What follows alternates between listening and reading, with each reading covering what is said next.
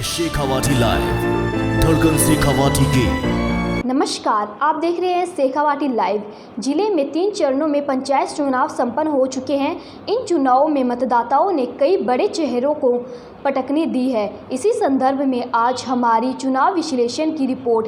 देखिए पूरा आंकलन शेखावाटी लाइव के साथ। जिले के अंदर 3 चरणों के पंचायत आम चुनाव संपन्न हो चुके हैं। वहीं इस चतुर्थ चरण के चुनाव 10 अक्टूबर को हैं। अभी तक जिन ग्राम पंचायतों के चुनाव के नतीजे आए हैं, उनमें कई बड़े चेहरों को मतदाताओं ने पंचायत के लिए नो एंट्री कर दी है।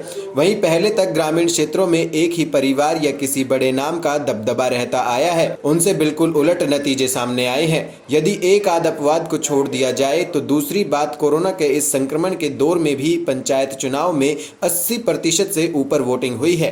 इसमें मजे की बात है कि पूर्व विधायक की पत्नी या रिश्तेदार सरपंच का चुनाव हार जाते हैं। वहीं पूर्व प्रधान भी सरपंच के चुनाव में अपनी नैया पार नहीं लगा पाती हैं।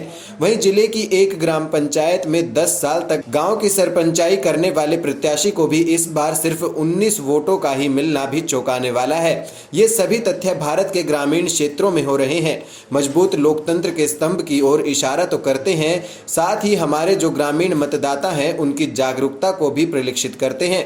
पहले किसी बड़े नाम और चेहरे को देखकर वोट दिए जाते थे, लेकिन आज गांव का जो आबादी है वे भी गांव के अंदर स्थानीय समस्याओं को लेकर इतनी जागरूक हो चुकी है, जिसके चलते उन्हें बड़ा चेहरा या बड़ा नाम नहीं बल्कि विकास चाहिए।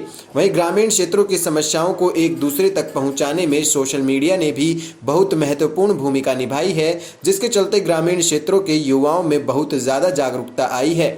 आज वे अपनी पंचायत से कहीं दूर बैठे हों, लेकिन फिर भी उन्हें अपने ग्राम पंचायत में होने वाले सरपंच के चुनाव से सरोकार है, जिसके चलते वे सोशल मीडिया से भी अपनी सहभागिता निभा रहे हैं। लंबे समय तक चाहे सरपंची किसी के पास रही हो या पहले कोई सरपंच रहा हुआ हो, कितना ही बड़ा नाम और उसका कद हो, ग्रामीण मतदाताओं को उससे अब कोई सरोकार नहीं है। उन्हें सिर्फ और सिर्फ विकास चाहिए। विकास के नाम पर ही इस बार गांव का मतदाता कोरोना संक्रमण होने के बावजूद भी घरों से बाहर आकर मतदान कर रहा है, जो कि भारतीय लोकतंत्र के लिए शुभ संकेत भी है। इन सभी तथ्यों को लेकर हमने मारोरका कॉलेज झुंझुनू के राजनीतिक विज्ञान के प्रोफेसर वेद प्रकाश से बातचीत की।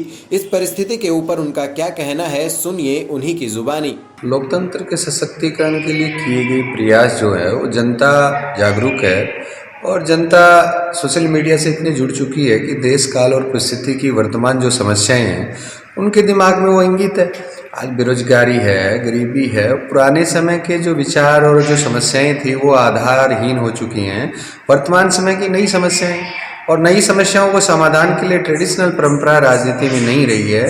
पॉलिटिक्स में जो राजनीति वर्तमान की है वो नूतन समस्याओं पर आधारित है। उन समस्याओं पे कौन कितना खरा उतरता है ये यूथ अच्छे से जानता है। तो लोकतंत्र के सशक्तिकरण के काफ़ी अच्छे प्रयास हैं, लेकिन साथ ही समस्याएं जो पुरानी समस्याएं थी, वर्तमान समस्याएं थी, उन समस्याओं में काफ़ी अंतर है। इसलिए ये बात नहीं होती है कि पुराने समय में कोई बड़ा परिवार रहा है या किसी बड़ा नेता है या बड़ा बार बार जीतने वाला व्यक्ति हार रहा है। उनके सामने जो समस्याएं थी वो समस्याएं अलग तरह की थी, वर्तमान समय की समस्याएं अलग तरह की। इसलिए लोकतंत्र के सशक्तिकरण की तरफ है जनता बड़ी जागरूक है और सशक्त लोकतंत्र की तरफ जा रही है। इसमें यह भी माना जा सकता है कि जो जन समस्याएं हैं उनका ठीक तरीके से समाधान नहीं हुआ, जिसके चलते भी परिवर्तन अपने को देखना पड़ रहा है। समस्याओं का समाधान तो उस समय की परिस्थिति और मूलभूत क्या उनके पास सुविधाएं उपलब्ध हैं।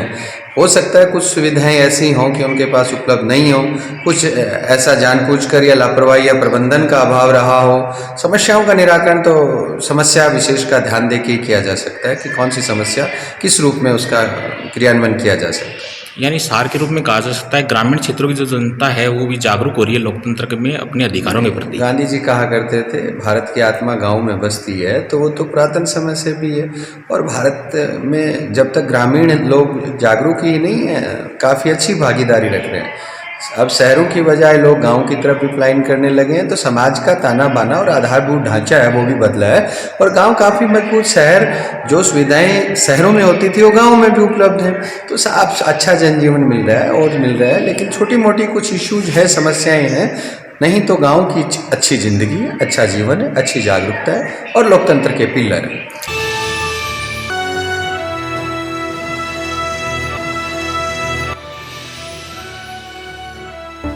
हैं शेखावाटी लाइव, धड़कन शेखावाटी की